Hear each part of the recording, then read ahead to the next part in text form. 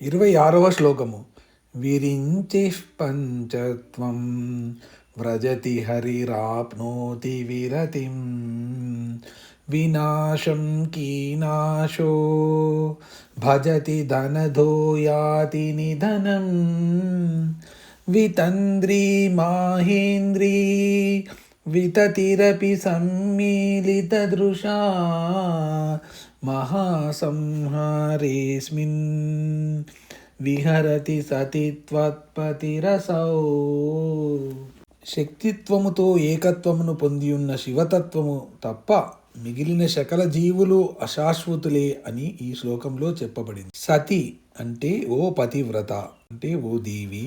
అస్మిన్ అంటే ఈ జగత్తు మహాసంహారే అంటే మహాప్రళయము పొందేటప్పుడు విరించిహి అంటే బ్రహ్మ, పంచత్వము అంటే మరణమును, వ్రజతి అంటే పొందుతున్నాడు, హరిహి అంటే విష్ణువు, విరతిం అంటే విరామమును అంటే మృతిని, ఆప్నోతి అంటే పొందుతున్నాడు, కీనాశ యముడు కుత్సితాన్ని నాశనము చేసేవాడు కీనాశుడు, అందువల్ల కీనాశుడు అంటే యముడు, వినాశం అంటే వినాశమును, భజతి అంటే పొందుతున్నాడు, ధనదహ అంటే కుబేరుడు, నిధనం మరణాన్ని, యాతి అంటే పొందుతున్నాడు.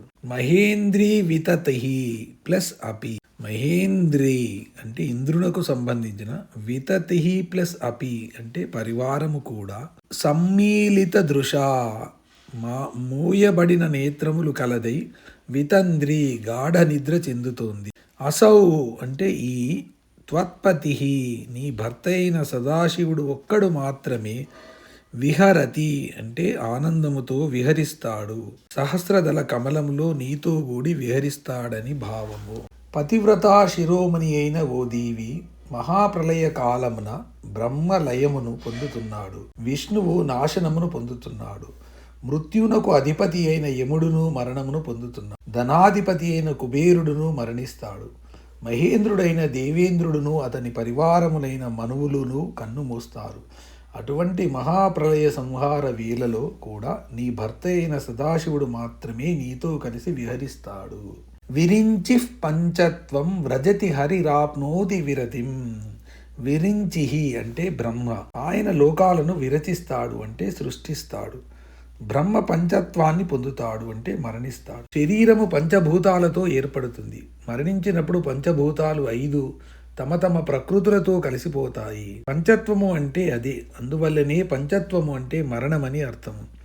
హరిహి అనగా విష్ణువు, విరతిం ఆప్నోతి అంటే విరామమును పొందుతాడు అంటే తన రక్షణ క్రీడను చాలిస్తాడు, మరణము పొందుతాడన్నమాట.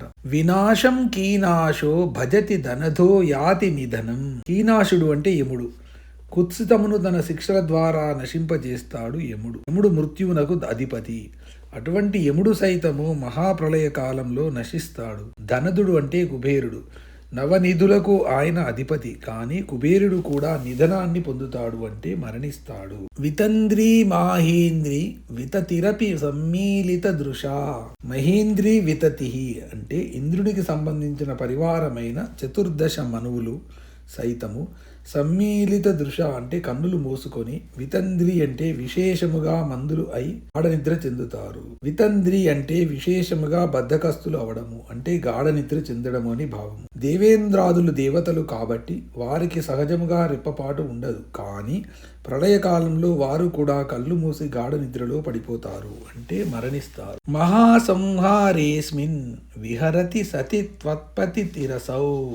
మహాసంహారము అంటే బ్రహ్మాండ ప్రళయకాలము. అప్పుడు ప్రపంచమంతా నాశనం అవుతుంది. బ్రహ్మ, విష్ణువు, యముడు, కుబేరుడు, ఇంద్రాదులు మహాప్రళయ సమయంలో మరణిస్తారు. కానీ అసౌ త్వత్పతి అంటే ఈ నీ భర్త అయిన సదాశివుడు ఒక్కడు మాత్రము విహరతి అంటే విశృంఖములుగా మహాతాండవము చేస్తూ ఉంటాడు. సహస్రదళ కమలంలో నీతో కూడి విహరిస్తాడు.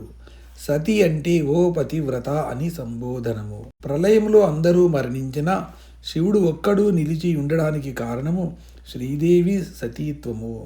అంటే పాతివ్రత్యమే. శ్రీదేవి పాతివ్రత్యం వల్లనే శివునకు ఎటువంటి హానియు కూడా సంభవింపలేదు అని తెలియాలి. దేవి పాతివ్రత్యాన్ని సూచించడానికి ఈ శ్లోకంలో దేవిని సతి అని శంకరులు సంబోధించారు. సత్ శబ్దానికి స్త్రీలింగ రూపము సతి. శివుడు సద్రూపుడు. సత్ యొక్క రూపమైన శివ పరబ్రహ్మకు నాశనము లేదని, శివుడు పరబ్రహ్మ స్వరూపుడని గమనించాలి. కల్పముల యొక్క సంహారము చివర పరభైరవుడైన శంకరుడు తాండవము చేస్తాడు. అప్పుడు పాశము, అంకుశము, ఈక్షు, ధనస్సు, పుష్పబాణములు 4 చేతులు ధరించిన దేవీ స్వరూపం ఒక్కటి మాత్రమే సాక్షిగా నిలిచి ఉంటుందని గురుకుల అనే గ్రంథములో ఉంది. అలాగే ఇంద్రుడు, రుద్రుడు, బ్రహ్మ, విష్ణువు మొదలైన వారి భార్యలను సువాసినులు అని చెప్పరాదని, మృత్యువును కూడా సంహరించు మహేశ్వరునికి సాక్షిభూతురాలుగా ఉన్న శ్రీదేవియే సుమంగళి అని గురుకుల అనే గ్రంథములో కలదు. దీనిని బట్టి మహాప్రళయ కాలంలో సకలము నశించిన పరమశివునకు సాక్షిగా సతి అయిన శ్రీదేవి ఉంటుంది. కాబట్టి పార్వతీ పరమేశ్వరులు నిత్యులు అని తేలుతుంది. భూత సంహితలో కూడా శివుడు శాశ్వతుడని చెప్పబడింది. అసంఖ్యాకులైన పండితోత్తములు, బ్రహ్మలు విలయమును పొందుతారు. అసంఖ్యాకులైన విష్ణువులు, రుద్రులు, ఇంద్రాదులు విలయమును పొందుతారు. కానీ సృష్టి స్థితి లయములకు కారణభూతుడైన శివుడు మాత్రము ఒక్కడు ఉంటాడు. వేదము కూడా దీన్ని సమర్థిస్తోంది. ఏక ఏవ రుద్రః నద్వితీయాయ తస్తే అని. ఈ శ్లోకం యొక్క ఫలితము సకల శత్రు జయము.